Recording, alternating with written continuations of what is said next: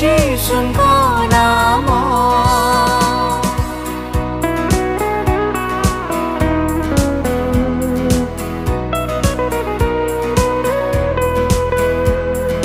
पाप शाप करे दूर जीशुको नाम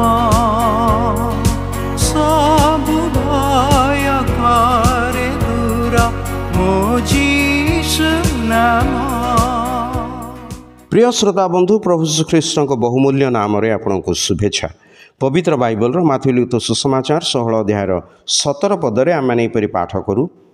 एथिरे जीशु तांकु उत्तर देले, हे झुनसर पुत्र सिमोन, तुम्बे धन्य, कारण मनुष्य तुम्भ निकटरे यह प्रकाश करी नाही, बरं मोहर स्वर्गस्थ पिता प्रकाश करिअछन्ति।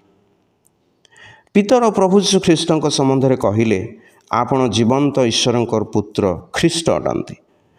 सेतेबेले प्रभु तांकर प्रशंसा करी कहले, तुम्बे धन्य, अर्थात प्रभु कहती मनुष्य तुम्भ निकटरे यह प्रकाश करी नाही, अर्थात प्रभु जीशु जे जीवंत ईश्वर पुत्र यह मनुष्य प्रकाश करी नाही।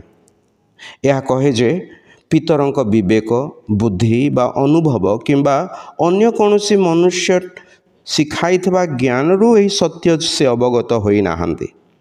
यह कौनसी मनुष्यर प्रकाशन रु किंबा शिक्षारु संभव होई नाही। यही सत्यर आरंभ स्वर्ग रे होई अछि। स्वयं ईश्वर यही सत्यर प्रेरणा अटंती।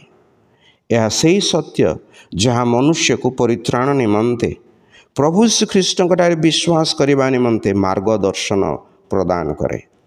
ईश्वर अपना अनुग्रह रे मनुष्य को यही सत्य द्वारा क्रूसरे बलिकृत और तृतीय दिन में पुनरुत्थित ख्रीष्टों पाखक नहीं जाती। जेपरी मनुष्य ताहांकु निज जीवन रे ग्रहण करी त्राणकर्ता और प्रभु रूपे ग्रहण करी परित्राण प्राप्त हुए। ईश्वरंकर ये अनुग्रह जेपरी आपणक उपरे वर्तिब, आपणक पई ईश्वरंक ठारे आमर प्रार्थना।